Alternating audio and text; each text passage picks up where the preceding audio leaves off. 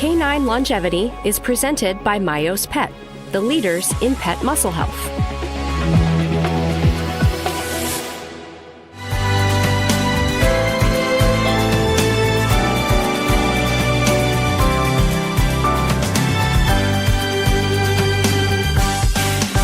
Hey, this is Dr. Sherman Knapp with Canine Longevity, and we're here with Dr. Butera, and we're going to be talking about all things biomarkers, inflammation in dogs, and health span and longevity. And it's an honor to have you here, and really excited to not only talk about what you're doing in the canine space, but also the human space, and any translation that you may have found so far in some of your work that you've done.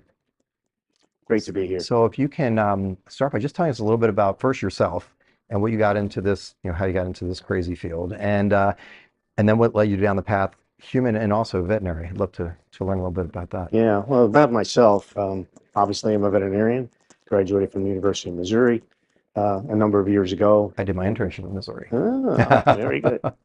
Had a strong interest in horses at the time.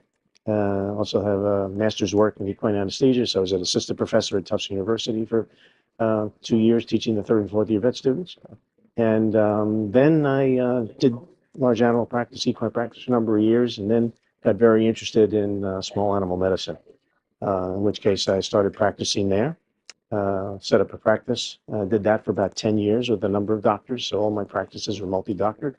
And then in 2000, I became very interested in corporate medicine, and consequently I got involved in corporate medicine, eventually sold my practice there. And then in 2003, I was one of the co-founders of Pet Partners. Pet Partners was a consolidator, and we acquired about 65 veterinary hospitals, of which 5 or 6 of them were large specialty ER hospitals. And I was the chief medical officer of about 650 veterinarians, so I got schooled as to how veterinarians can be influenced and managed and guided through their daily chores. So we did that for about 15 years, and we had about 3,500 employees. It was a large group. And we sold our Pet Partners group to the Mars family in 2016. And then I worked at Mars for 5 years in different divisions in business development. And then I found out about, I was looking kind of for my next gig. And consequently, I always was looking for something where it could have an impact on veterinary medicine. I'd like to be able to leave a little bit of a legacy that at least I had a small part in helping to influence better pet care and hopefully improve the lives of these animals that we adore and love for the pet parents. I found out about the company that I currently am the CEO for, which is Volition Veterinary. Volition is a company, it's actually a publicly traded company on the stock exchange. And consequently, I found out that they were doing a lot of diagnostic biomarker work on the human side. So I was following them as an investor, and I inquired, could you potentially use that biomarker in animals? Because for cancer screening, they were specifically looking at oncology and cancer screening. Is it possible that that biomarker could work on dogs and or cats? I said, we haven't looked into that. He said, well, that'd be something you might do, because it's an unmet need in veterinary medicine. Interestingly enough, in 2017, they made an agreement with Dr. Heather Wilson Robles, who was head of oncology at Texas A&M University, and she did a lot of the preliminary work on bringing over the product, which is called H3.1, which everybody kind of knows now as Nu-Q Vet. Right. She really was able to establish the clinical studies to show that nucleosomes, which I can speak to later, can actually be identified in a dog and can be a potential cancer screening marker from a detection standpoint. So Heather has written 3 or 4 papers. Actually, we're up to 5, going on 6 now. And I joined the company around May of 2001, and really helped lead the company to its first product, which is called the Nu-Q Vet Cancer Test. Mm-hmm. And that was really based on the work that she did at Texas A&M University. And then, of course, I was helping getting some funding together to do additional clinical research. So here we are today. We are now in 22 countries. The biomarker is being used quite extensively, and we're just at the very, very, very early stages of addressing cancer screening, because at the end of the day, veterinarians, this is a new topic for them. It's something they've not been exposed to before. They basically treat as they see an animal comes in, is ill, small lymph nodes, whatever the case may be, and they treat. having the conversation with a pet owner or pet parent about cancer screening is something that's very new to them. And quite frankly, they have a script basically that veterinarians go through when the annual wellness exam comes in. Usually involves routine blood work, maybe a fecal exam, maybe a heartworm test, and an exam. When you bring up the word cancer, which is so emotive, my colleagues really struggle with, well, how do I could spend the whole 20 minutes on cancer. Cancer and weight management. Exactly. They don't want to touch it. Yeah. So consequently, we have been around the world in a number of different countries speaking to our veterinary colleagues, oncologists, and certain lot of general practitioners now about how do you introduce this into your practice. And the conversation, because 90% of them are going to come back normal. This is about trying to screen animals asymptomatic, animals that are basically healthy, presented healthy, and hopefully being able to identify them early so that we can have much better outcomes. So when you incorporate it into your wellness panel as part of your wellness conversation, it becomes less onerous. It's much easier to do that because it's part of the conversation that you're already having. And that's what we're talking to them about. And it becomes a lot more comfortable for them because, as we know, dogs over 7 years of age, 50% of them die from cancer on an annual basis. 6 million alone in the United States alone in terms of dogs a year. So it's a conversation that needs to be had. The numbers of dogs having cancer is staggering in the US alone on an annual basis. And if we can save some of these guys early, that's what this cancer early detection is all about. So we've been getting a lot of traction because our test, and I can go into more about the test if you'd like me to. Oh, absolutely. Yeah. The test is really a simple blood test. You can pull it as part of your annual wellness test. It's basically done in an EDTA tube for veterinarians. They know what we're talking about. Just a couple of mils of blood and then just pull off the plasma.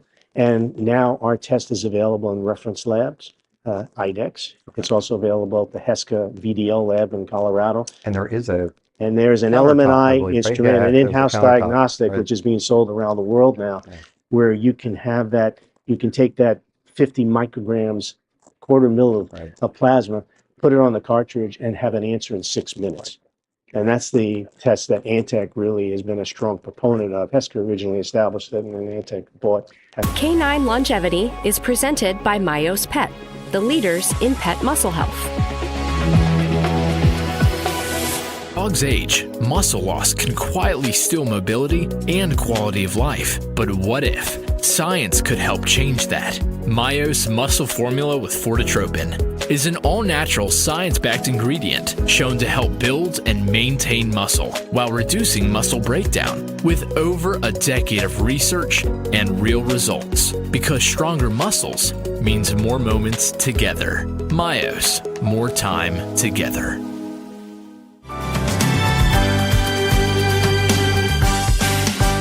So is it, if a veterinarian's interested in having that in their lab, they're wanting to have this as part of their annual screening, do they reach out and then purchase, or is it where they sign a contract and they're able to obtain the machines? Like a lot of them where generally they have speaking, it's a prescriptive situation, Okay, subscription model, where they bring the model in, they have to do a certain number of cartridges monthly. But the LMNI Plus also monitors 5 other chemistries in addition to NuK. T3, T4, cortisol, progesterone, and I think TSH as well. Which is all part of the and wellness CRP, package, which is a huge part of the wellness CRP, which is part of the wellness package. So NuQ really kind of fits into that nicely. So they have other options that they can use in addition to having a cancer screening test. Right. It's fantastic. So the big challenge we have as far as sensitivity. So cancers, osteosarcoma, lymphoma, hemangiosarcoma, where are we at as far as the types of tests or the sensitivity of the ones that we're looking at? Which are the most sensitive, which seems to be the least sensitive? I have giant breed dogs, so the osteo is very near and dear to my heart. And at what age do you recommend they start screening? Because we see some juvenile sarcomas. We see, obviously, as the black and tans, we worry about the hemangios as they get older and older. But what is your recommendation as an annual, and at what stage should they start testing? Multiple questions, so I'll try to answer them all for you. This is a liquid biopsy test.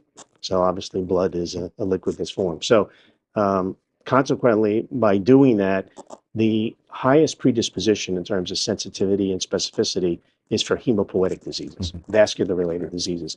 So we have a very high detection rate I think it's close to 77% for lymphoma. And for hemangiosarcoma, we're at 82% detection rate. And we also have a specificity, which means false positives for those in the audience, is 97%. So it's very small that could potentially come back erroneous. Consequently, the reason when you get into solid tumors, we have also done studies. There was a clinical paper that Dr. Robles did, which had mast cell tumor sarcomas in there. Histiocytic sarcoma is also a vascular disease, so we have good detection with that. But some of the solid tumors that you're looking at with melanoma, we have about a 62% rate. But the other solid tumors in particular, you bring up osteosarcoma. Osteosarcoma is around 35% because, again, usually if it's presented in an ankle and it's a bone lesion, if it becomes metastatic, then our test is going to pick it up. But if it's localized, we have a poor capability. So this is really a hemopoietic disease. The other interesting part is, as you well know, Sherman, too, lymphoma and hemangiosarcoma make up about 35% of what we as veterinarians see on an annual basis. It's also about 70% of what we treat. So it's a big deal, you know, having high detection rate and high specificity with those two diseases. We are working on other potential indications where we can improve that with reference to solid tumors. But at this stage right now, it's predominantly focus is bloodborne disease in terms of cancer. No, very good. The concern is always the false negatives and the false positives. I know the Pathfinder study that they have in humans, one of the things they do is screen you very, very closely to say, hey, if this comes back and we believe we find something and we go on that hunt, all of a sudden, but you may not be carrying that, you know, that profile. So it's a little concerning there. So back to at what age would you recommend? So they're coming in and say a pet parent comes across this on social media or they hear this on a podcast and they're very interested, but their veterinarian doesn't currently work with that lab or work with your team. How would they go about making this happen? So I'm a pet parent. I say, oh, wow, this sounds great. I have a golden retriever, 7 years old. I want to stay on top of this. But there are general practitioners and someone that's actively, you know, pursuing these types of activities. What would they do? Yeah, I mean, Nu.Q is gaining quite a bit of notoriety, both here in the U.S. as well as internationally. So, I mean, there's a lot of people today that, you know, when I mention my name, they go, oh, Nu.Q.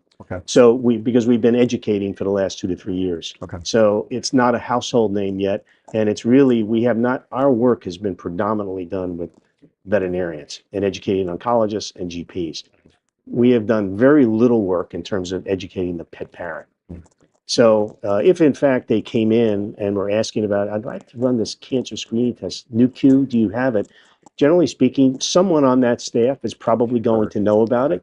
And maybe, hopefully, as pet parents learn more about Nu.Q and a cancer screening, then there will be even a wider uptick of veterinarians and our colleagues starting to utilize the test.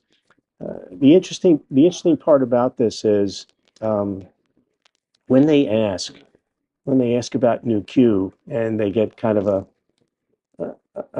no, I haven't heard about that. It's really more of an admission of guilt that they really should know about it, but they have been caught indirectly. And, you know, I know that when launching new products, after you have gone to your colleagues first, which is where you have to go first, then pet parents and the consumer needs to know about it so that they can put additional questions and response to them. It's also important too, one of the biggest things that we talk to the veterinarians about is this is a screening test. It is not a diagnostic test. And it's important for that differentiation. And what really seems to resonate, and I'll get to the dog ages in a second, what really seems to resonate is just like a gentleman goes for a PSA test or a woman goes for an annual mammogram, those are screening tests. And they are indications that something is there or a level has gone high, which means additional diagnostic work should be done. So it's really important. That's why this is done on healthy dogs. The age predisposition, to answer your first question, basically it's set up, dogs over 7 years of age is really the ones that you should be doing this at least biannually. You really should. And quite frankly, if they get up to 8 or 9 years of age, where 50% of them are going to pass because of cancer, probably even 3 times a year. Right. Because cancer can come on, as you all know, pretty quickly. Yeah. So, but there are about 30 predisposed breeds. We know who they are. Unfortunately, many. I have 3 labs myself: Labradors, Golden Retrievers, Bernese Mountain Dogs. Unfortunately, we've had the unfortunate task of putting many of them to sleep before their time. We really recommend that at least at 4 years of age, they start to be tested. Once you get, because our test is very affordable and is accessible, and you can get a quick answer with it, and many of the clients that come in with those predisposed breeds, when you get the first test, they start asking you to repeat it every 6 months because they remember the dog that they lost or the friend's dog that they lost. I mean, in my case, we lost a couple of Goldens from lymphoma as well. Right. You remember those things. So started as early as 4 years of age, hopefully biannually on those predisposed breeds, which there's a lot of them. And then, of course, dogs over 7 years of age.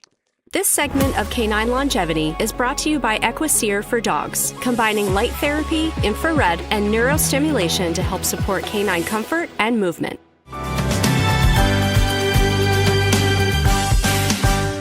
So we talked about cancer screening and everything being a more proactive versus reactive. What about other screenings that you do within your we'll call it your profiles? You're looking at other biomarkers, other markers of inflammation. We know gut health. Gut health is huge. Inflammatory conditions from gut health can affect cardiovascular disease in people, type 2 diabetes, cognitive function. I think we're starting to appreciate that for dogs as well. Other things that you can run through your panels or within the company. Well, the first test that's out there is the one we're speaking of now, which is the Nu-Q Vet Cancer Test. We talked a little bit about One Medicine. Our company, Volition, has both a human side as well as an animal side.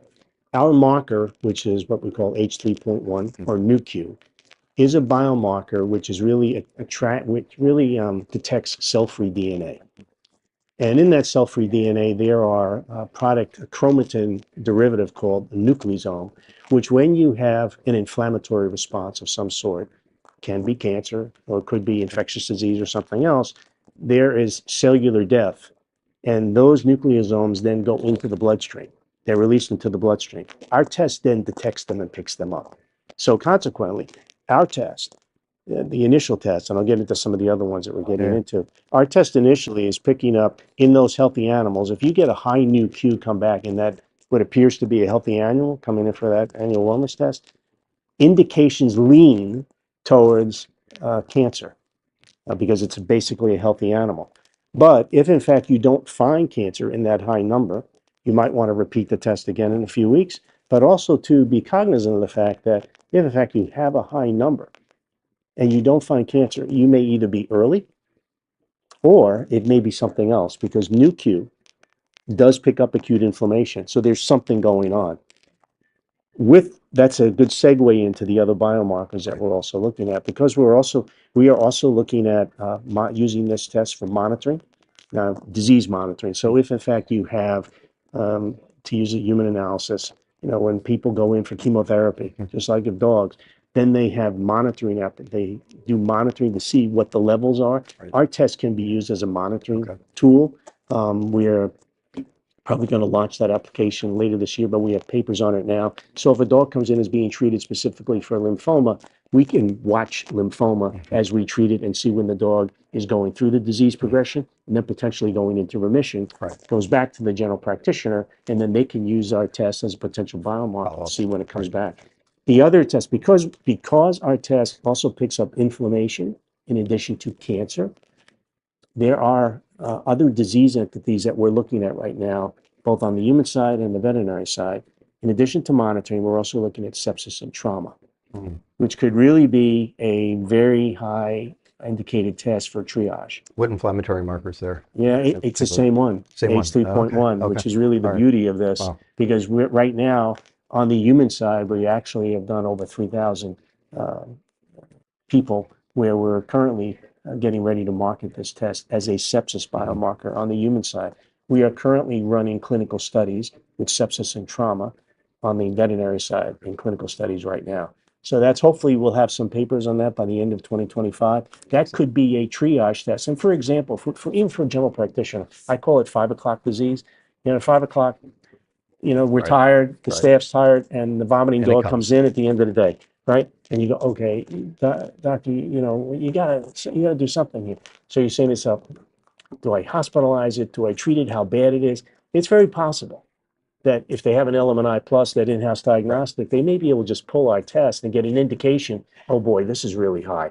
You really We're need to go to the turfing. Yeah, emergency we're turfing room, you. Yep. or maybe let's give it some fluids, or we can come back tomorrow. So it could really be a major triage test for general practitioners, and certainly your critical care people and your ER docs and your internal medicine people are going to potentially use this as an in-house diagnostic. So we can sepsis and trauma can lead into obviously infectious disease and a number of others, but there's out of the same biomarker, H3.1, there are multiple applications that we're accumulating clinical data on where this test could be used. Can we speak to the pet parents at home that may be listening to this saying, whoa, I have a golden retriever, 9 years of age, I want to get on this.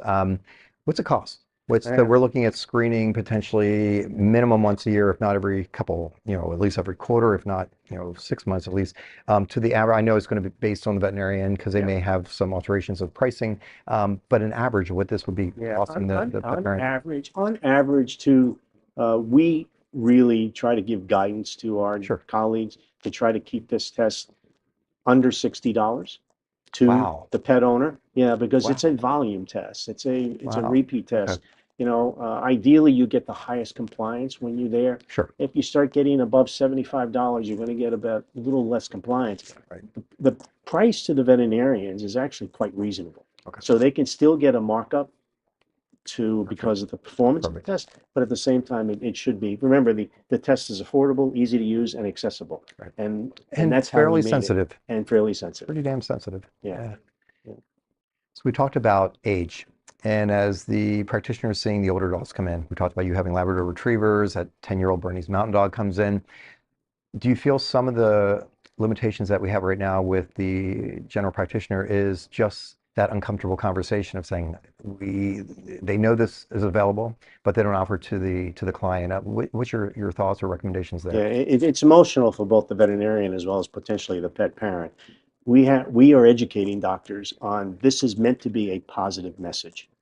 And even if in fact you're running the test on a 7 or 8-year-old dog and you get a high number back, and potentially maybe that client may not want to pursue the finances to do additional diagnostics or even to treatment, it's a way of preparing them and having that conversation so that you can at least offer them that there are potential options both on the treatment side as well as the non-treatment side, maybe palliative, that we could potentially do. Sure. And I think owners and pet parents really appreciate that guidance. And that's something that the doctors, I think, the more we talk to them about it, doctor, this isn't just to treat early, but this is also to inform early and work with your pet parent together to collaborate on what next steps may be. Even in fact, if it's not something that they're going to treat, they will thank you for at least having the conversation with them in preparing them for the next step. And hopefully that will improve the quality of life and the quality of that relationship for that period of time. Great information. So if pet parents want to learn more about this, or even referring veterinarians that are listening to this right now, how can they learn more about the tests and getting involved? Yeah, absolutely. Just go to our website, Volition Veterinary, and you'll go to our website and click on Volition Veterinary, and our papers, information, our talks that we do, everything will be there, and contact information as well. Perfect. For any of you listening, check that out, okay? Dr. Knapp with Canine Longevity. Again, remember, it's about your pet's health span, not just lifespan.